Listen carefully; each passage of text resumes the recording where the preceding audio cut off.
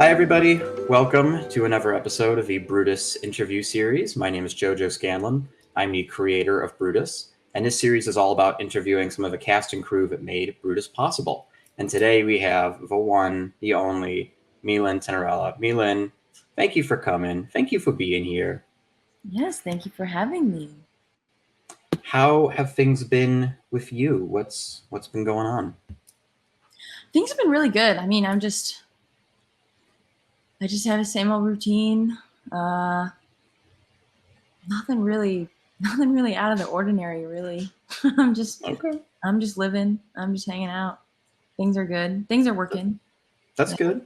As long as they're moving, as long as you're doing stuff. Really quick, tell the people a little more about you and also about your character. Okay, so hi. My name is My Linh Tinnirella. I am the voice of Lily Willow. Lily is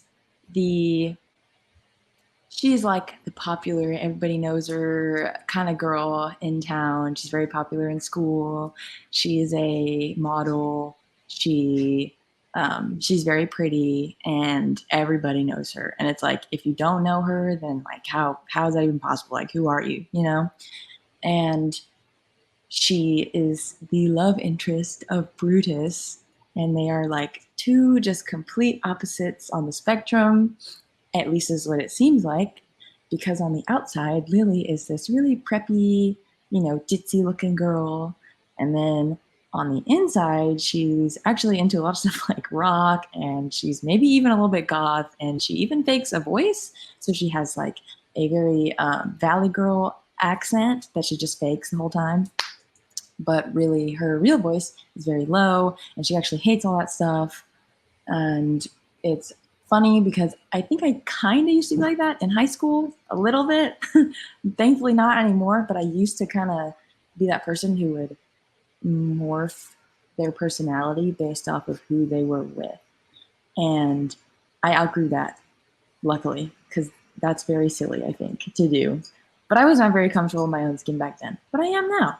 And I really like who I am. So it was very easy to relate to her in that sense. I just kind of had to dial it back a couple years to get back in that headspace. Yeah. Damn, that's a good answer. I like how you said nothing about yourself. It was all Lily. Yeah. But I mean, the cool thing about working with you and getting to know you is like you have a very confident aura. And then when we're hanging out, you're so humble. You like so keep yourself like, oh, I'm not doing that much. But dude, you're like like acclaimed singer. You're doing all of this amazing work. Like, which it's so funny to hear. Like, you used to have this like kind of valley girly thing, and then you like moved on from it. I was talking with Will on the last episode. If you haven't seen it, go watch it because it's one of the funniest things. I couldn't stop laughing the entire time. Will is insane.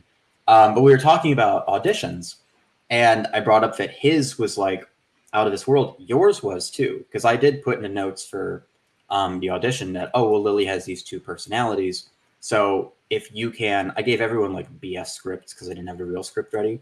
And I was like, at this point in the script, change voices and do this other thing. And not a lot of people caught on to it, but you immediately did. And the two voices were incredible. Like, I think I played your audition for my friends to be like, this is exactly what I wanted. Everyone else like did bullshit. This girl did exactly. Yeah, because you did this like, and hopefully I can find it somewhere. Maybe someday we'll do something with it. But you're like super preppy and super light. And then there's a moment where you go like, and it just comes out. And I was like, that's it. That's exactly what I wanted. And no one else was able to do it. So it was just so cool doing that. So you talked a little bit about the Valley Girl thing, but how much work did you have to do to get into the headspace for Lily? Was there a lot, or was it something that kind of came naturally? I listened to the references that you posted on the casting call, and then I practiced with those, and I kind of just made my own version of them and then multiplied that by like 1,000 because I was like, okay, I want to kind of almost overdo it in the audition so that way, you know, I can tone it down if I need to rather than not doing enough and then asking for more, And but then I really liked how it came out. So I was like, you know what? This is good. And then the transition into her real voice was I kind of just did a little like just my own just my own voice because the fake one was so drastic and a dramatic change from my own that I amplified my own natural voice a little bit, made it like a little bit lower, and I made it sound more tired because I feel like if I was putting up a front like that all the time, I would be very vocally stressed when I could actually speak in my real voice. Yeah, no, Yeah. for sure. And that's a lot of like thought going into that subtle change because like which is great because that's exactly what was supposed to happen. But like it's weird hearing that because as a writer, like I'll write this thing and be like, oh yeah, no, her voice, she has these two different personalities. But I never really thought about like how does she feel transitioning to them? Is that process like arduous for her or is it like flipping a light switch? And I like that it's like almost like she has the stamina for the fake thing, but then as soon as that's out, there's no getting rid of the real thing. Like you can't. The battery is done. You have to go recharge it, and I feel like that's going to get her in trouble in the future, which is really cool. I had some I hate. I had a question, and I was like, I want to follow up on that. With the references, because I do remember I sent a bunch of references. Was that normal for a lot of casting calls, or is that like a taboo thing that I did? Because I kind of did a lot of this like off the wall. You mean were the references a normal thing that I saw? Yeah. Like for casting calls, do they normally send like, oh, kind of do it like this? Because I think I did that for a lot of the casting. Like for Brutus, I also did that. Like, here Mm-hmm. are some actors and some like people that I think it should kind of be like. Um, there was somebody that I was like, I said for Brutus that I was like, now that I'm watching them, that's like the character has evolved so much past that point. I think Lily did too when we were recording. Like by the end of um, the tapings, everyone, and we're never going to release this. Everyone wants to, and we're never gonna. Everyone wanted to do an improv take that was one of the strangest things. It was like it, and it was funny because it almost felt like I don't know if you know what like Quandale Dingle is. Like it felt like that, like those weird, goofy rap where it's just a bunch of like random sound effects that keep Yeah, coming yeah, in. yeah, yeah, Like you yeah. guys were doing that in real time, and I had to be Nelson, and but by that point, like you had so clearly nailed down Lily, which was like mind blowing because even I didn't get to that point. I was still figuring it out. Was there anything like that during recording that you remember? Just like weird, goofy moments? Because there was a lot of weird shit we got up to. There were a lot. It was really fun though. That whole I think about that a lot sometimes, the whole recording process in general. I'm very surprised that we managed to nail those dates as quickly as we did for everybody. Because it seemed like everyone had such a different schedule, but that improv you're gonna have to like email that to us separately or something. I cannot. If I do, I know what's going to happen. If I do, you or Will are going to leak it, and it's going to be Yeah. like it will be the Watergate of the Brutus universe. It will be terrifying, and I'm making it sound a lot worse than it was. But it was one of those things where, like, in the moment we were recording it, I was like, "Oh, this is really funny," and then I would tell people about some of the lines, and you're like, "What the fuck is that? What are you Yeah. talking about?" Yeah. It's not like it was like bad. It's just it was very like I don't think I would be able to guess what exactly we were like improving off of. There were a handful of times when we were actually like recording the script itself where there were some times where I would blank and I wouldn't really remember a line, but then there were other times where I would know the scene for sure and I would really be able to get in the headspace of what Lily would be thinking in that time. Like rather than, like with acting, you got to pretend like you don't know what the next upcoming line is. So you have to get into that headspace where you're truly reacting to what you're hearing. So it was really interesting during some parts where I had to react to things like, say, that Brutus was saying, or that the other characters were saying. And just see her aspect was so interesting because I would have to think as if I was Lily, but then still be conscious of the fact that what I'm actually going to say is so opposite to what I'm actually thinking because she's putting up this front the whole time. And it was such a diverse character. She was a very, very cool and dynamic character to portray. I'm very happy that I got casted as her because she's very complicated, like way more complicated than I think I would have perceived at first. And then as I was actually doing just, some little character work and figuring out, okay, what she likes, what she dislikes, how she reacts to certain things and whatnot. It was very cool to actually be able to speak as her. Cause then it's weird. Cause then when we're done, like there were times where I would like go out in public and like I would hear things and I would like kind of think in my head as if I was still her. And I was like, wait a minute, I'm not in the show anymore. But it was a very cool experience to be able to portray someone so dynamic, for sure. Yeah, that's so interesting. Because I know some people say like, oh, when I'm acting, I like can't turn off that switch. But the fact that you were so deep in thought that it carried over, that's crazy. And I love hearing you talk about the character because like contrasting to Will's episode where he was like, yeah, Brutus and me are just the same guy. Like I'm just Brutus. And you're like, there's all these layers and all, which I love. Like, and that was kind of on purpose. Like I always saw shows where the male lead was very complex and had a lot going on. And then the female lead was just kind of ditzy. And I always hated that. Like that's so kind of disrespectful. They should both be complex. But I love that like Lily is such a complex, deep character and Brutus is just Brutus. My favorite thing whenever we would do screenings is all the Buford lines. Every time Lily brings up Buford, at first I was like, oh, it's just funny. But thinking more in terms of like how complex Lily is, it's so clear that she's doing it on purpose.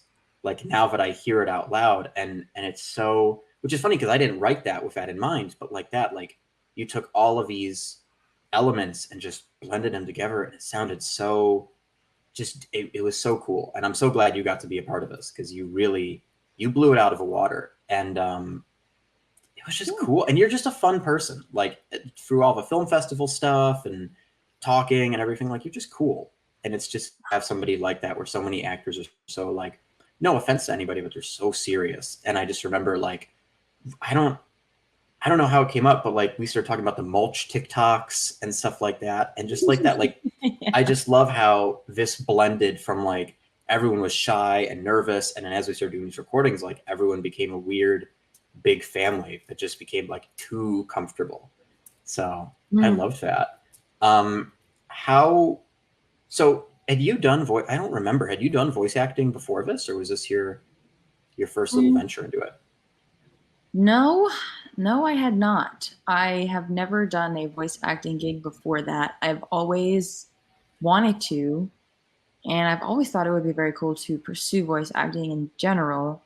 But no, I had no voice acting experience prior. I just kind of, I've always like played around with my voice in just any situation. Like, I don't know how to put it. It's just, I guess I'm just a little silly and I'll just talk a little silly sometimes. You just do bits. You do bits all the time. Yeah. No, okay. That's the way to put it. Yeah. I'll do bits all the time. And so well, now that we're talking about it, I've been told before that like your voice is like, I have a very fluid voice and I can sound like a lot of different things. And so I guess I just joked around with it so much that I was able to, create an artwork, a piece of media around it. And so it wasn't too hard to come up with the final sound of Lily's voice. It just was, what was hardest was depicting like, there are several different Valley Girl voices. And so that was what I was trying to figure out the most was, I don't even know how to put that, but maybe you understand what I'm trying to get at. Yeah, totally. Like there is different breeds of Valley Girl. And I think we did have some conversations about that because there's like the main reference that I wanted to send, and I don't know if I ever sent it, was Frank Zappa's song Valley Girl. But I think that's like you were saying, like you went super over the top. And I think we did kind of pull it back a little bit. But yeah, there's like totally, there's a California Valley girl and a Vegas Valley girl and Arizona, and, which is weird because they're not really Valley, but I guess they are. Um, but I feel like the one you did was so just special and unique that everyone immediately recognizes it as Valley Girl, but doesn't really. It's not really like overbearing. And I think so much media makes it like, oh my god, like so out, and you just like that's how she sounds. That's how. And knowing how the real Lily voice is, it's cool that in that way, like you could control that level, which I think is so cool. Mm. I mean, we talked about it a little earlier, but you make music. Did any of that skill set transfer into voice acting? Did you find any of that like carrying over? Yes, yes, and specifically in like what I was touching on briefly earlier, it is literally there is literally stamina needed to keep that up. Like it's because doing her voice felt very similar. The kind of what's the word? Okay, so like when I'm singing and say I'm trying to belt out a consistent amount of notes or something, or even if it's a really breathy tone and I have to make sure there's a lot of air in my lungs, it's a lot of core strength that you have to, uphold to have a consistent sound. And that is exactly what I was doing when I was talking as Lily, was it was all coming from my core to keep up her Valley Girl voice because it was such a dramatic change from my own voice, and so it did take physical effort. Like it took a mental note to remember this is what it's supposed to sound like, but a physical note as well to be able to uphold that tone of voice that she has. Because it, even when it got like kind of high, I had to literally push out that voice. So there were definitely some takes where it just kind of, like doing it over and over and over, it definitely kind of sounded a little tired after a certain amount of takes. But it was hard, but it was good. I got used to it though. So Yeah, I was gonna say you pretty quickly got the hang of it. I remember, I know what you're talking about. Like the first few times I think we did recordings, there was like a stamina meter that I could kind of visualize. Like, all right, we're starting to get to the point where maybe the takes aren't getting as good. But that happens all the time. I mean, everybody had that. Like, I know with John and Nikki G, like there were so many lines where he had to be so peppy, and I'm watching his face as he's saying them peppy, but his face just so clearly says like, I cannot be here anymore. I have to go lay down. Which is just so fun, like that you had that natural skill set and it kind of came through, and it almost felt so effortless when you were doing it. Which I loved that because it really did come across, and I'm so thankful you got to be a part of this. It was so Thanks. fun. It was Yeah. very fun. So I know you have to go. Milan has to go work, big girl job. So we Yeah. have to cut it short. But I like to end with like a difficult question, and I have this list of them, but we've noticed as we're doing them, people struggle to answer them. So my question, because we talked a lot about your performance and like preparing and all of that stuff, but I'm curious if you could go back and only change like one thing. Like you can't go back and change your entire performance or go with it like, oh well, I would do this completely different. But like, is there one thing that you could go back and change if given the opportunity?